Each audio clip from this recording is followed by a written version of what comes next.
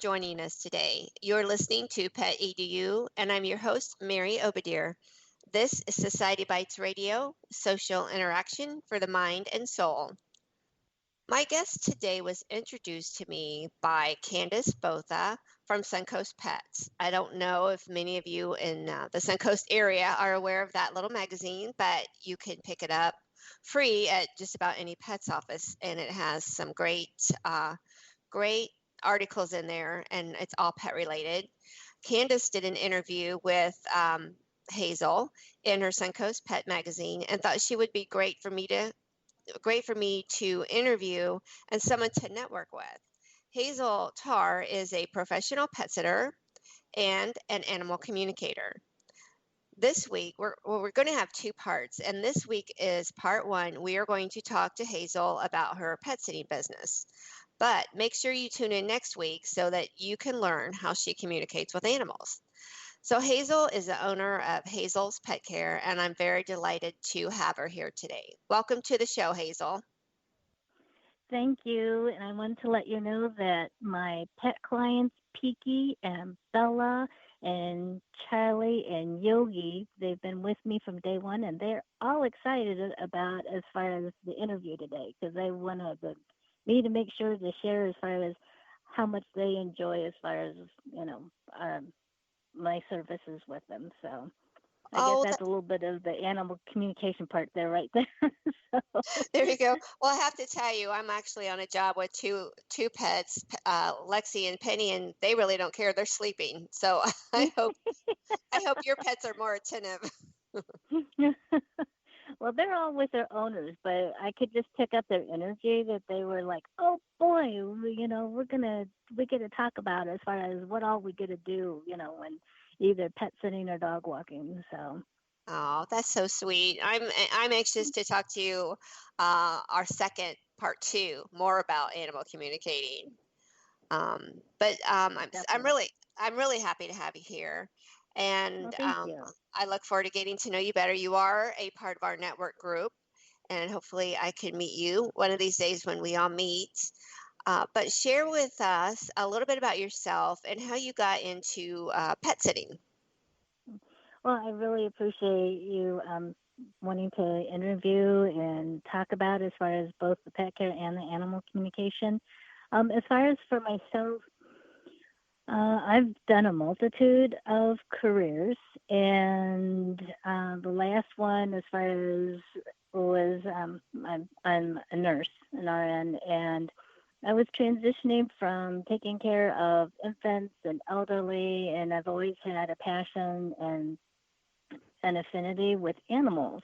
When I would go to, as far as my, when I did pediatric nursing and I did home visits, it was always the animals that would gravitate to me, as well as the kids that I would go to see. So it just felt natural as far as tapping into, as far as taking care of them, knowing what they wanted, if they wanted attention or whatever else. And it kind of grew from there. So that's how it was an organic experience as far as going into the pet care business. Well, that's a big change going from nursing. Well, kind of a big change from going from nursing to pet care. It's all, what do I want to say, nurturing.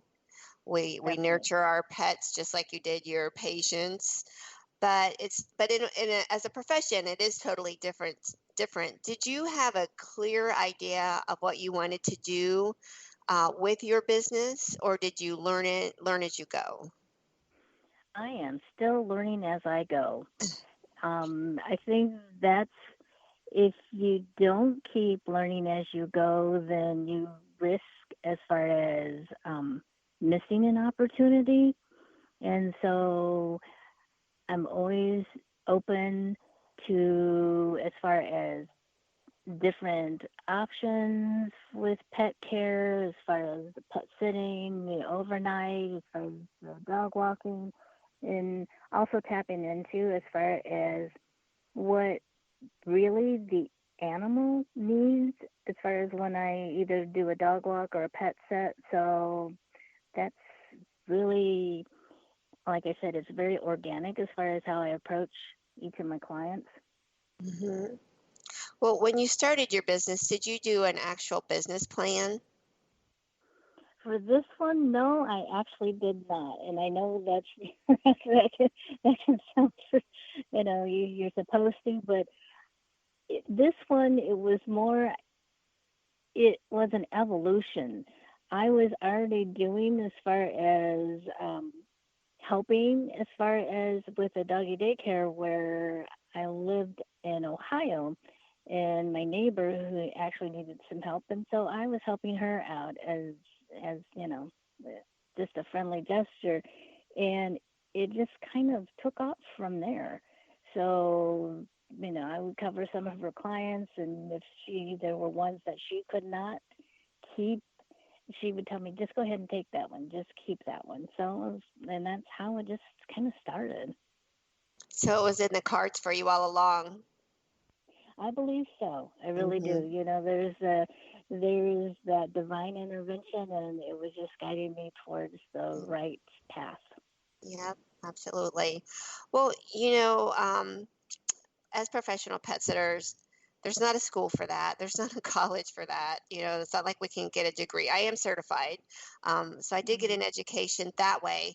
Did you do anything to prepare yourself in order to know how to run it as a business? I would say like I said, I've had a couple other careers because I've went to Columbus College of Art and Design, and I have as far as I did documentary film, and so I was doing that business.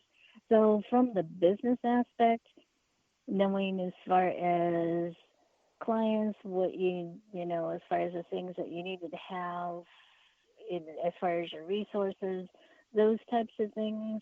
So I when I say no, it probably is incorrect because I probably did transfer as far as what I learned from the business aspect from that business I had into as far as the pet sitting and the professional pet sitting and pet care business.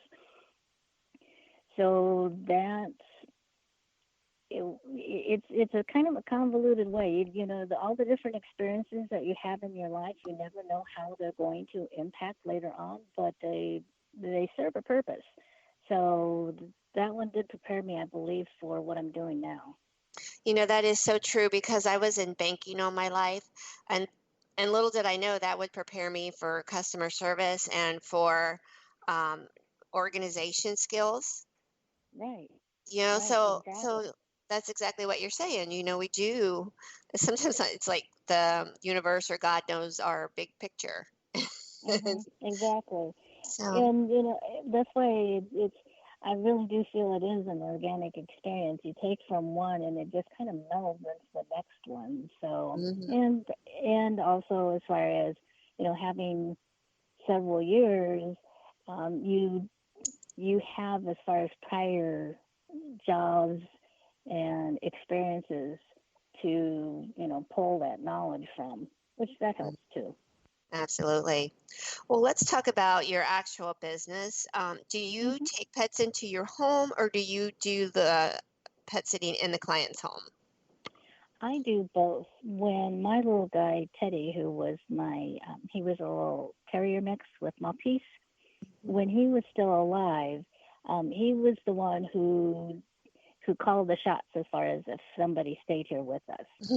So, well, I had to respect the fact that this was his home environment. So, if he did not feel comfortable with a particular pet, then it was not fair to put him through as far as having that animal, that extra animal here. Plus, it wasn't fair to the other animal. Mhm. But now that since he is transitioned, I I have both as far as here and now I'm starting to do in the client's home as well. When Teddy was alive, did you do a trial to be sure that it would work before you would commit to the job? I would always do as far as a meet and greet, which I still do, and I would ask them to bring their pet to my home, and let them, just wander around and see how they got along. And with Teddy, I was able to tell within 5 minutes, Mhm. as far as if it was going to be a good fit or not. Because I do have several clients that do pet sit here that he got along with fabulously, because he was very low key. He was very, okay, I see you there. I'm fine. You're good. And he wasn't really hyperactive. So he just let me know. So yes, they always came, and if there were ones that I could tell that energy was just not right for him, then I would kindly have to decline. Well, that makes sense because that was Teddy's house. Mhm. Right, right. So, what services do you offer and what areas do you serve?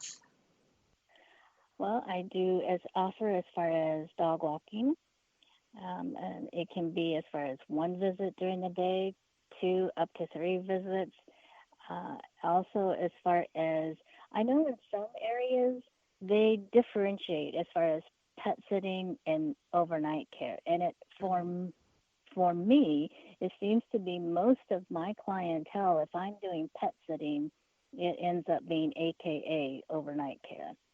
So I they come here or I go there, and it's like they are one of my own.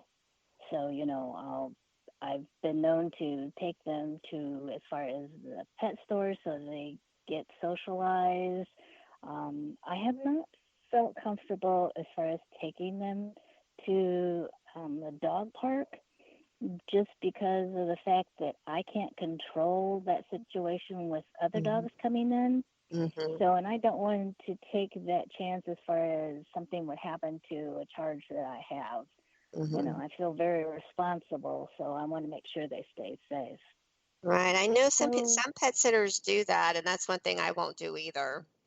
yeah, it's just not, it's just not a good situation. So, but where I live, and even as far as doing as far as pet sitting at a client's home, I still like to take the animal, the dog, out for a walk, because I think it's good exercise. They get out there, they get a socialize, they get a different experience as far as they want to go out and sniff, and they want to go explore, but obviously on leash, and so they get a little bit different stimulation versus as far as just letting them out in the backyard.